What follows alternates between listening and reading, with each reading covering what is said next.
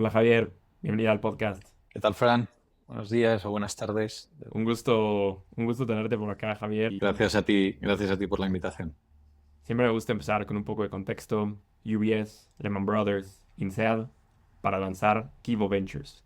¿Cómo nace este fondo de Venture Capital? Nace un poco cuando o los orígenes se remontan a cuando estaba con Lehman Brothers en Nueva York, ¿no? Y esto es año 98, año 99, cuando realmente fue un poco el comienzo de la primera ola de Internet 1.0, ¿no? Y ahí la verdad es que era una actividad frenética de salidas a bolsa de compañías que realmente tenían muy poco contenido y que todo está basado, ¿no?, en lo que luego fue el punto com, ¿no? Pero es cuando salieron a bolsa eBay, Amazon, compañías que a día de hoy siguen siendo referentes brutales, ¿no? Y eso, la verdad es que me llamó muchísimo la atención de cómo compañías muy jóvenes rápidamente llegaban a tener un valor en bolsa brutal, ¿no? Y, y de ahí me volví a España y empecé a invertir como business angel en algunos negocios incipientes que fundamentalmente eran plataformas de e-commerce. Y mientras en Lehman, varios ex INSEADs, que hice el MBA en INSEAD, montaron una incubadora y en ese momento tenía sentido que fuese una incubadora porque no había muchísimas oportunidades de inversión, ¿no? Con lo cual había que de alguna forma montar los negocios desde cero. Muy bien financiada, fueron 60 millones de euros de la época, que era un auténtico dineral.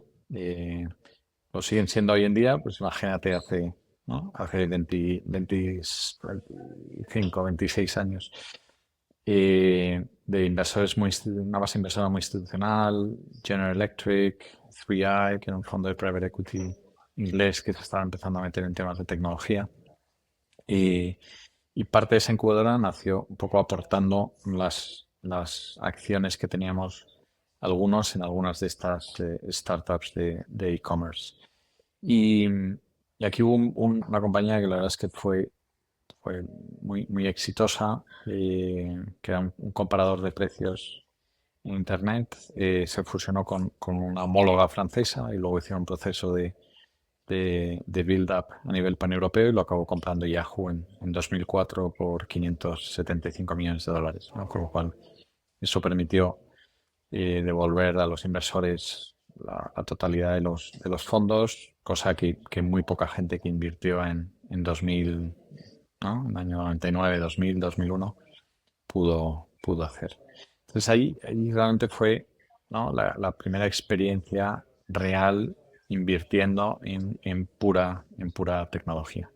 Javier, hablaste de este dot-com boom, ¿no? Y luego vimos también esta otra ola alrededor del 2008, 9, 10 del smartphone y ahorita con AI. ¿Cómo ves similar esta ola que estamos viendo hoy con AI con estas dos anteriores? Mm. Bueno, ahí yo creo que es impresionante cómo en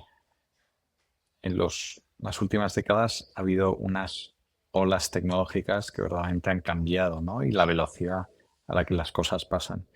Pero realmente yo siempre digo que en tecnología lleva habiendo cambios tecnológicos súper profundos desde hace siglos. Lo que está cambiando de alguna forma es la velocidad de implementación de esas nuevas tecnologías y luego todo lo que se construye sobre ellas, ¿no? Pero si lo piensas, ¿no?, lo que es muy importante son las infraestructuras. Y ahí, pues, el PC en su día fue una gran revolución y es una infraestructura. El Internet, de alguna forma, fue una segunda revolución. El smartphone fue una tercera revolución. El cloud versus el on-premise storage, la siguiente. eh, AI ahora. Pero lleva habiendo revoluciones en la historia de la humanidad desde hace muchísimo tiempo, ¿no? Pues el ferrocarril, de alguna forma, estaba inventado el tren, pero la infraestructura eran todas las vías ferroviarias, ¿no? Y sin esas vías, pues poco se podía hacer con la locomotora, pero a partir de que se se establece la infraestructura y tienes la tecnología, que es el tren, a partir de ahí surgen muchísimos negocios adyacentes, muchísimo desarrollo, etcétera, etcétera, ¿no? Entonces, eh, bueno, yo creo que es súper relevante. Claramente lo que va es o lo que está sucediendo ya es acelerar muchísimos desarrollos, sobre todo en temas de software, simplificar las cosas, eh, pero todavía yo creo que está por ver que verdaderamente surjan aplicaciones verdaderamente relevantes sobre dicha tecnología, ¿no? Y que veamos negocios sobre ellos. Pues yo creo que ahora estamos en muchas startups que la gran duda es si realmente es un feature, es un producto o se va a poder construir un business sobre ello. Y si te fijas, la parte de infraestructura al final es un mercado de winner takes all. No siempre hay un winner, hay veces que hay dos, tres winners, pero pasa, ¿no? Pasa con fabricantes de computadoras, pues hay los que hay, fabricantes de smartphones, ¿no? Pues tenemos dos sistemas operativos, no hay más. Con LLMs, pues tenemos los que hay y eso generalmente cae en manos de empresas con un potencial inversor prácticamente ilimitado, ¿no? Con lo cual se establecen unas barreras de entrada eh, tremendas y de alguna forma se benefician de todos de tener esa infraestructura. Pero luego ahí, ¿no? Y es lo interesante de nuestro trabajo, pues hay emprendedores que utilizando esa infraestructura aprovechan o ven oportunidades para montar negocios. Pero bueno, claramente, ¿no? Cuando eres contemporáneo a una revolución tecnológica, te parece casi casi que es lo normal, ¿no? Y ahora a cualquier joven de este mundo, ¿no? Le hablas de un smartphone y le parece que es lo normal, pero los smartphones no existían hace nada, ¿no? Y antes, para hace nada, cuando empezamos a invertir, te conectabas a internet con un módem y una velocidad de 56K, ¿no? Entonces, por supuesto, no había imágenes, no había vídeos, no había nada que, que viajase por internet. Bueno, lo mismo va a pasar con ella, ¿no? Nos vamos a acostumbrar a convivir con herramientas y con facilidades y funcionalidades que hace nada no existían y dentro de muy poco van a formar parte de nuestro día a día. ¿Cómo distingues de lo que es ruido y lo que no? ¿No? O sea, ves muchas empresas AI para no sé qué, y cada anuncio de OpenAI que ChatGPT mata a muchísimas empresas que estaban construyendo algo similar. O sea, como Claro. inversionista creo que es difícil. Esa es la parte más difícil, que es lo que te comentaba, ¿no? De saber distinguir qué es un feature, qué es un producto que puede ser fácilmente replicable por cualquiera de los, ¿no? Has mencionado OpenAI, pero también Microsoft, ¿no? Que en un momento dado que lo puedes sacar como parte de Office 365 y te lo da gratis, ¿no? O se lo da gratis a una empresa y cuando había una startup que estaba levantando capital para desarrollar precisamente eso. Entonces, bueno, yo creo que eso no está sucediendo solo ahora con AI, ha pasado también, si te acuerdas, hubo un momento de una super ola con todo relacionado con fintech y ahí parecía que cualquier compañía era una compañía de fintech y entonces había un super hype, pero ahí había que distinguir muy bien y muchas de ellas o no tenían nada de fin o no tenían nada de tech, ¿no? Entonces, pues no eran una fintech de ninguna de las formas. Y si te fijas, ha habido fintechs muy relevantes que han tenido mucho impacto y son muy valiosas, siguen funcionando, pero realmente el número es bastante limitado dentro de la cantidad de miles de empresas en el entorno fintech que se financiaron por parte del VC.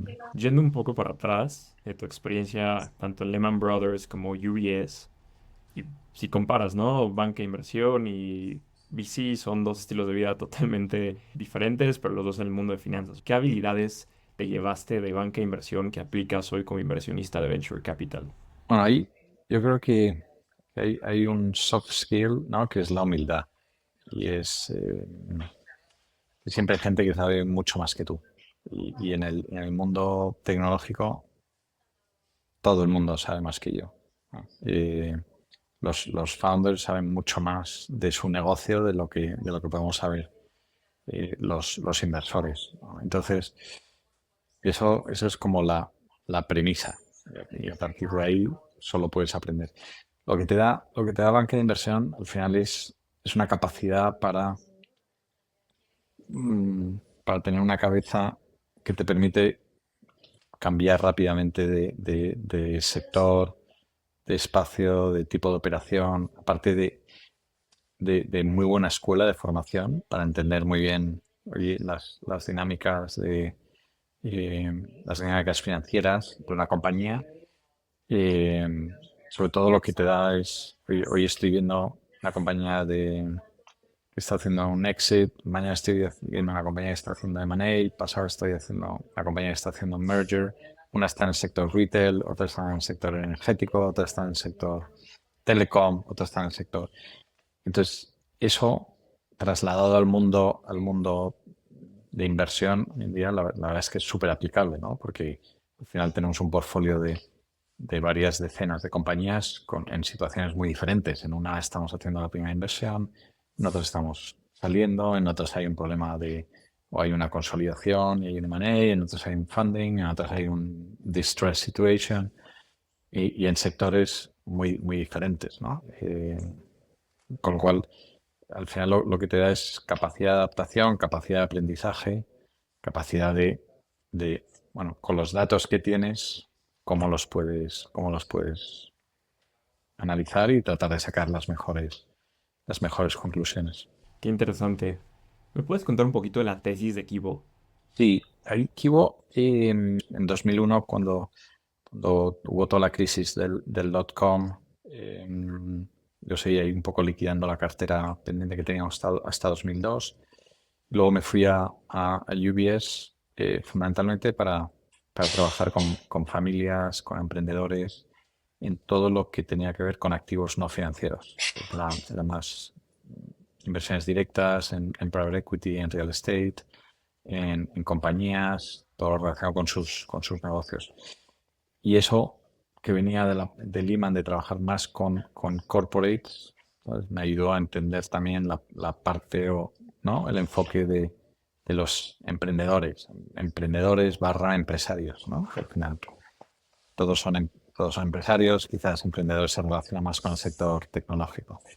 Eh, y ahí también me ayudó un poco la crisis que hubo en la industria financiera en 2008, precisamente cuando pasó todo lo de Lehman y toda la crisis subprime, porque de alguna forma me hizo darme cuenta que daba igual eh, cómo lo hiciese de bien o de mal yo en mi departamento, en el UBS España, etcétera, etcétera. Al final, en todos estos grandes bancos depende de quién gestiona el balance, ¿no? Y el balance se gestiona o en Londres, o en Nueva York, o en Suiza. Y en ese momento tenía 39 años y dije, oye, esto tengo que ser dueño de mi propio destino de alguna forma, ¿no? Y ahí me mudé a San Diego, en California, con mi familia, con 4 hijos pequeños, un poco para entender. En ese momento había un boom de lo que eran Super Angel Funds en Estados Unidos, para entender un poco el funcionamiento, la dinámica, cómo se diferenciaba un Super Angel Fund de un proper VC Fund o de un Business Angel. Invertí como LP en un fondo de un Business Angel que conocí allí, que seguimos siendo muy amigos, se llama Howard Linson. Eh, Invertí compañías que han tenido muchísimo recorrido en el entorno fintech, pero también en otros sectores.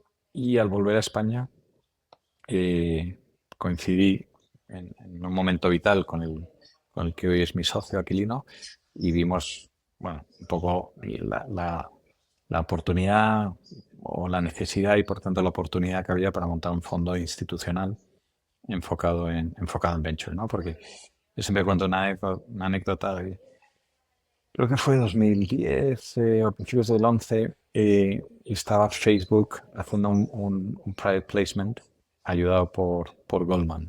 Y entonces en la primera página de Expansión, que es como el principal diario económico de España, aparecía, ¿no? Goldman está haciendo un private placement, inversión mínima 20 millones, valoración 20.000 millones de Facebook en ese momento, ¿no?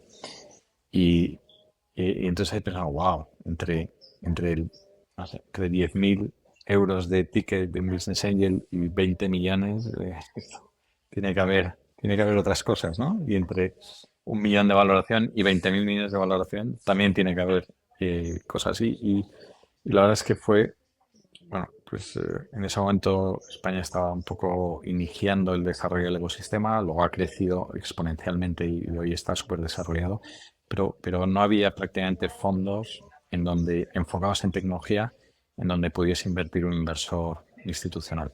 Y ahí empezamos con la estrategia de inversión en 2011, invirtiendo nuestro dinero, invertimos en 7 startups un poco para demostrar, oye, esto es lo que queremos hacer, estamos comprometidos, tenemos acceso a deal flow, etcétera, etcétera, ¿no? Y eso fue clave para poder, para poder luego hacer un fundraising exitoso del primer fondo de Kiwo en 2012.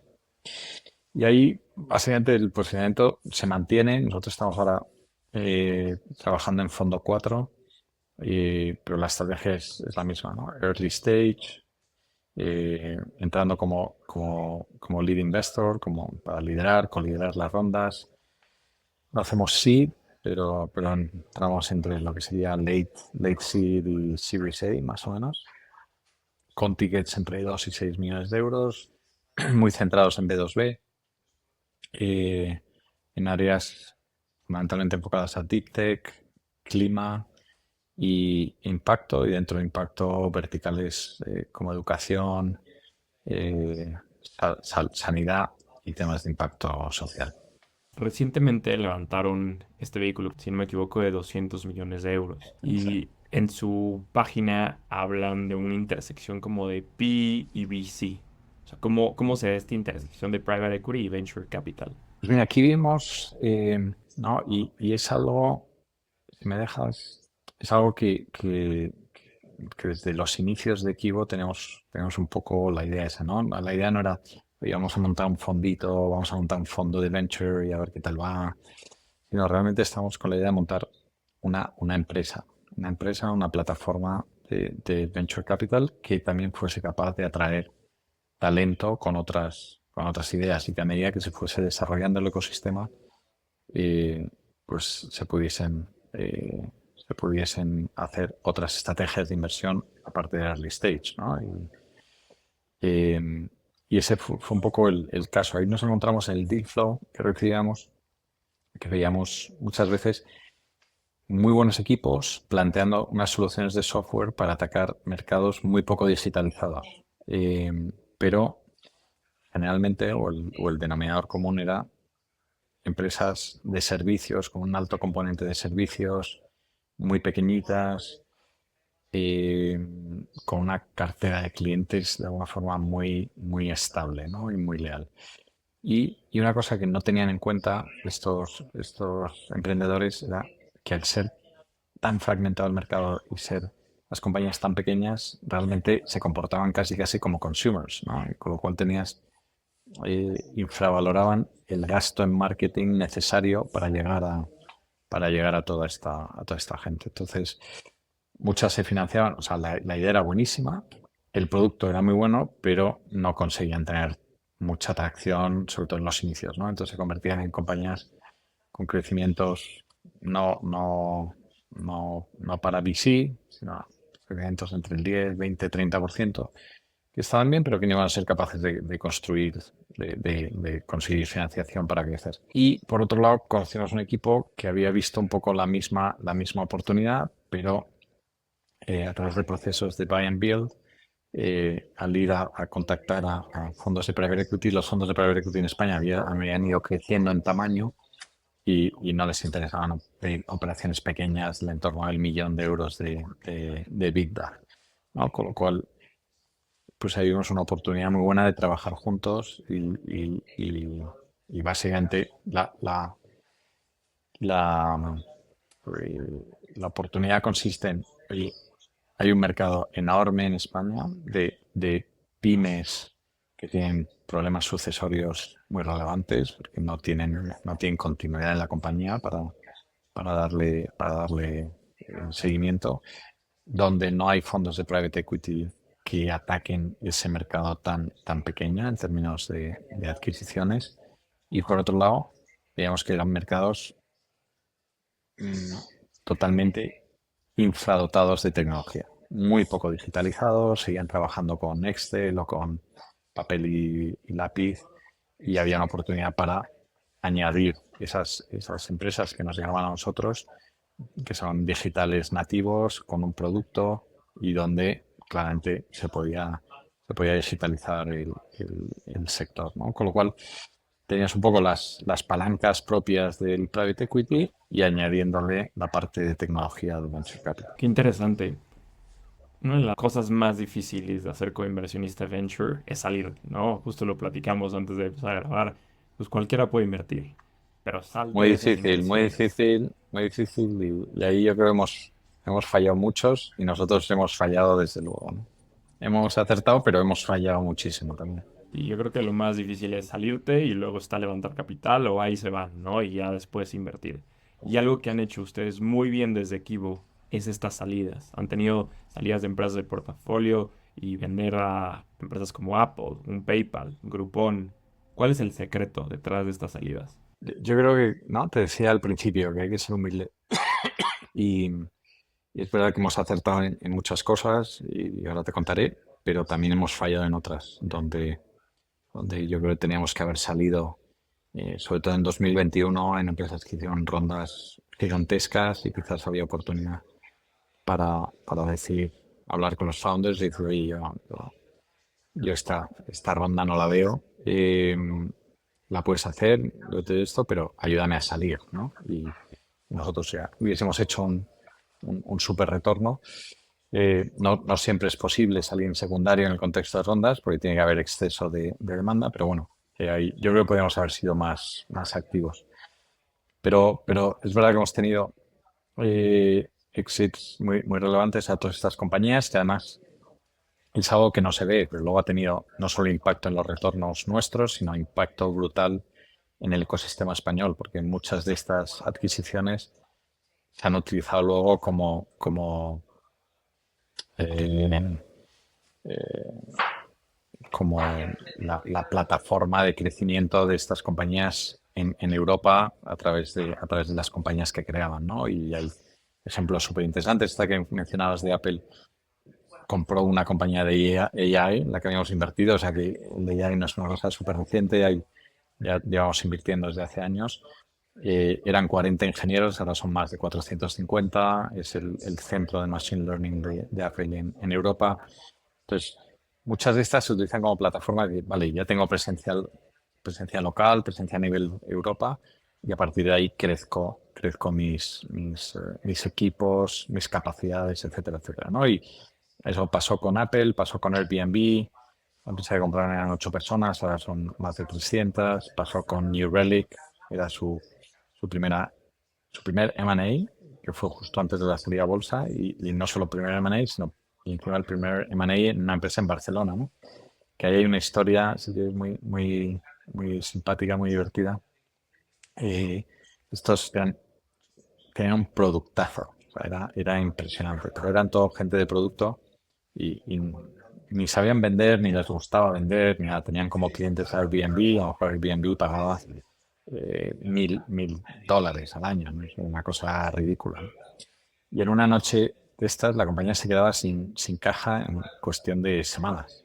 Y en una noche que estaban ahí, salieron a tomar cervezas, posiblemente tomaron alguna cerveza además, le escribieron al CEO de New Relic básicamente diciendo, we're in love with your backend, but your frontend sucks. O sea, ese fue el mail, ¿no? Dije, oye, y de esas cosas, oye, te esperas, ¿no? Que vaya directamente al spam o que lo lees, bueno, algunos son estos tíos, lo borren.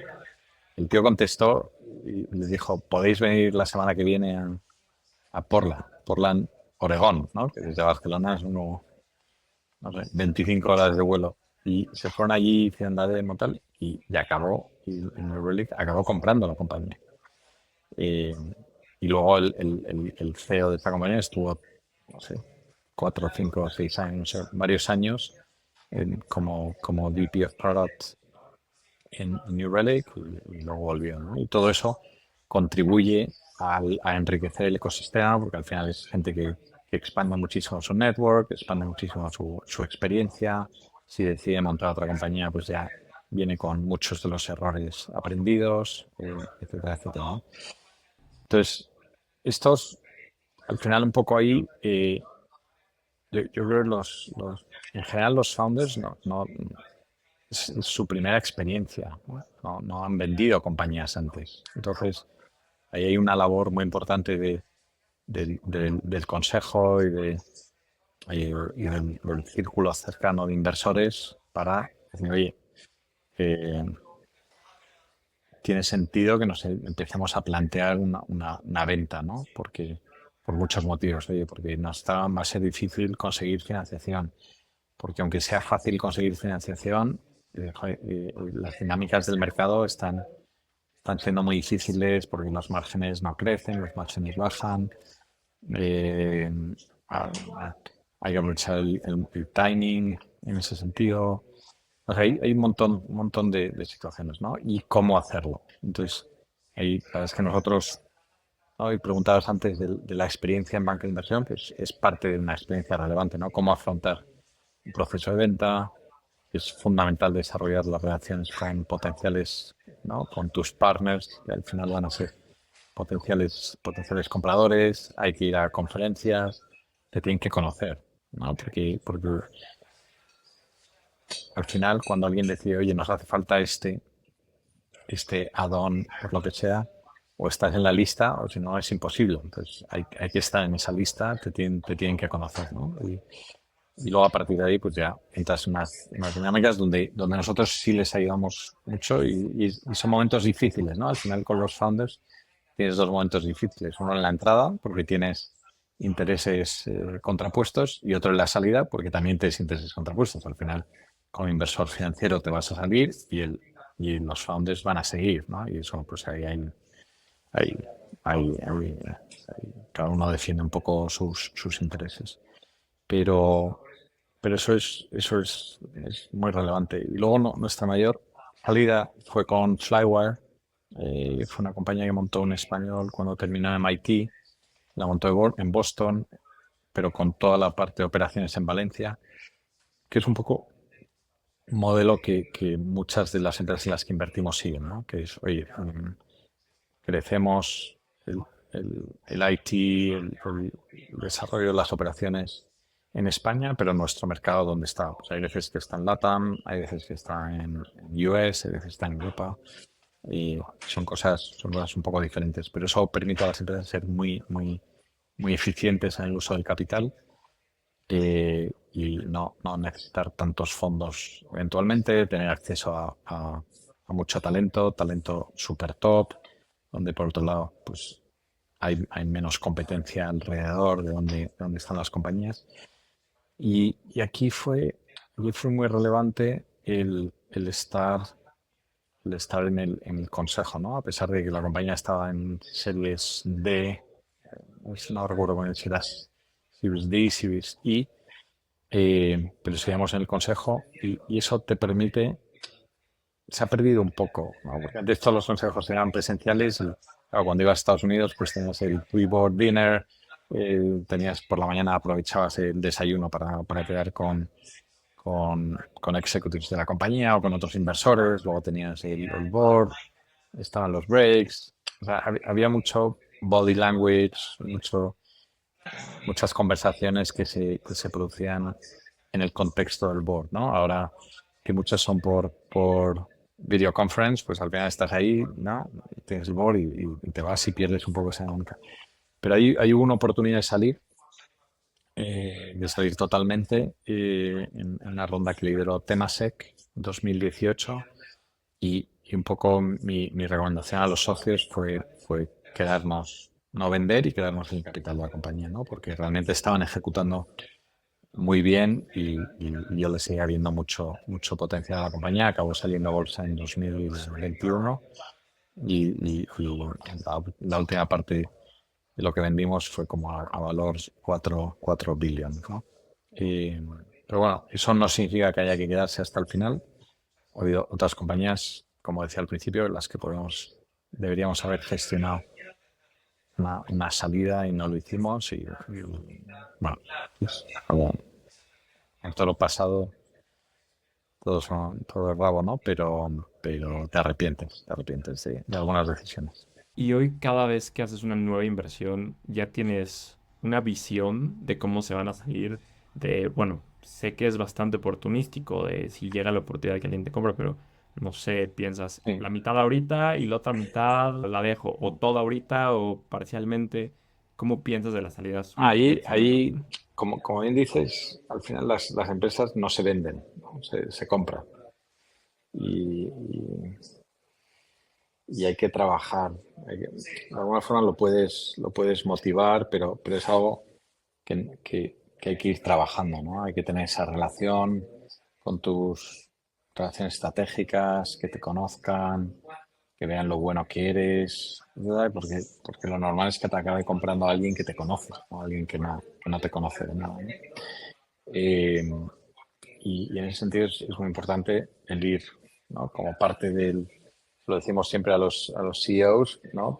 Parte de tu trabajo es esto, pero también ir preparando una posible venta que puede ser dentro de un año, de 3, de 5, de cuando sea, ¿no? Y eso es desarrollar relaciones, hablar con los bancos, con los M&A advisors, ir a conferencias, cerrar strategic partnerships, etcétera, etcétera, ¿no? Y, y ahí, cuando invertimos realmente, ahí vemos un poco, oye, yo creo que hay que ser realista, ¿no? Realista en el sentido que no todas las compañías van a salir a bolsa, no todas las compañías van a hacer un M&A de billions. Yo creo que ahí la industria va a pasar la industria de venture capital va a pasar por todo un ajuste, ¿no? Porque a raíz de 2020-2021 surgieron multi-billion, multi-strategy funds, multi-billion funds joder, que requieren hacer muchas buenas inversiones con muy buenos exits, ¿no? Y al final, cuando ves eh, la mayoría de las compañías en que exit value se producen, pues no están en los miles, están más en las decenas o en los cientos, con lo cual tienes que ser capaz de hacer retornos, incluso con ventas de 50, 80, 200, 300, 500, ¿no?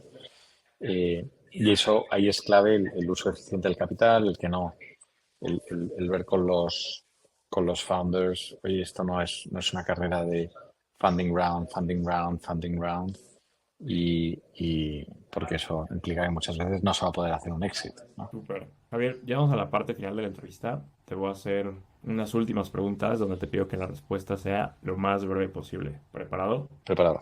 ¿Cuáles son las tendencias que más te emocionan como inversionista? Eso no se puede contestar así de forma breve, ¿no?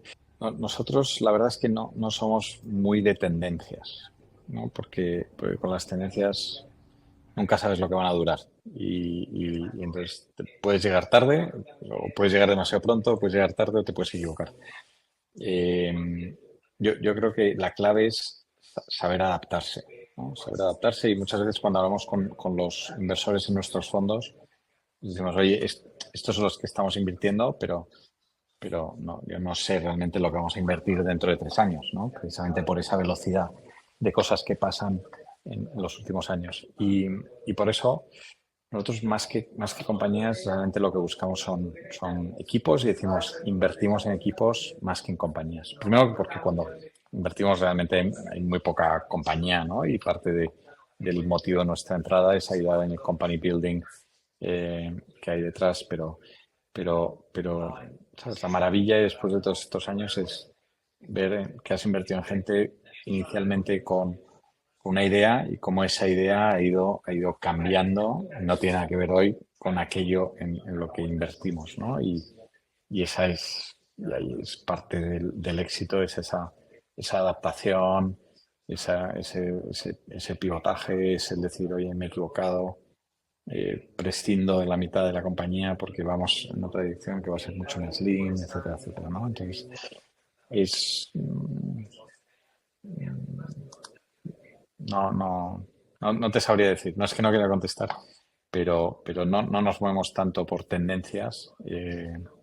Es decir, ¿no? Un ejemplo, pues era por repetir todo lo que pasa en FinTech, ¿no? Y había fondos, ¿no? Vamos a montar un FinTech Only Fund, o ha habido fondos de pure, solo invierto en e-commerce y en marketplaces, y joder, porque eso te puede durar 100 años o te puede durar 3, ¿no? Y te quedas sin tendencia, de un día para otro ya no sabes en qué invertir.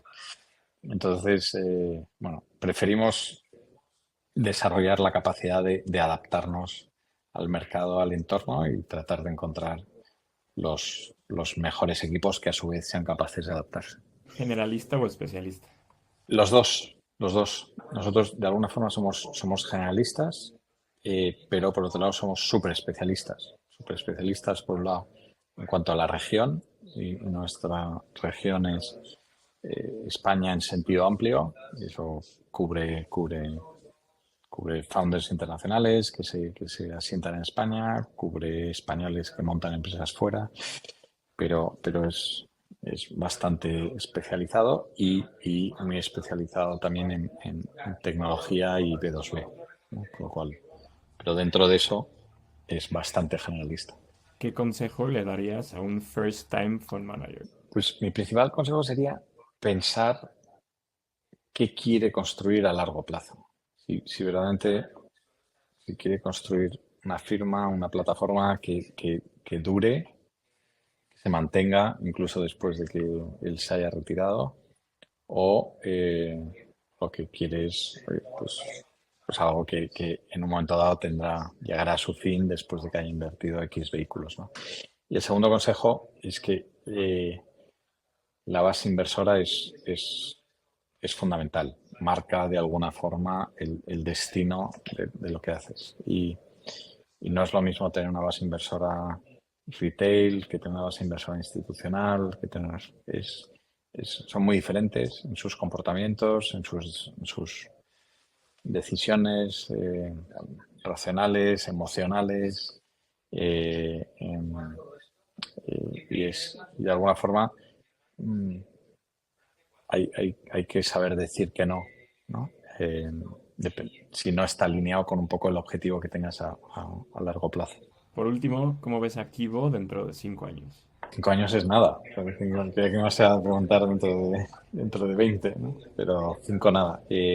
Nosotros estamos, levantaremos el fondo 4 a finales de este año, principios del que viene, con lo cual estaremos llegando terminando de invertir el fondo 4 en ese momento. Eh, yo espero desde luego que muchas de las grandes compañías que tenemos en los fondos 2 y 3 hayan alcanzado una fase de madurez, hayan salido y como hablábamos al principio, ¿no? Es fundamental lo de invertir es quizás lo más fácil de nuestro trabajo, ¿no? Lo que es muy difícil es generar la confianza, el trust, la reputación para seguir levantando fondos y poder invertir ese dinero. Y lo segundo es invertir bien, invertir muy bien es muy difícil y realmente solo se valida haciendo buenos exits y retornando dinero a los inversores, ¿no? Con lo cual, nuestro foco está en generar esos exits en los próximos años. Javier, disfruté muchísimo platicar contigo, muy buenos insights y muchísimas felicidades por todo lo que has logrado con Kivo. Gracias por la oportunidad y me encantará repetir esto dentro de 5 años, ¿no? A ver, Seguro. A ver qué se ha cumplido de todas estas predicciones y ver dónde está el mundo tech, que seguro que ha habido muchísimos cambios. Total, no. Muchísimas gracias. A ti, Fran.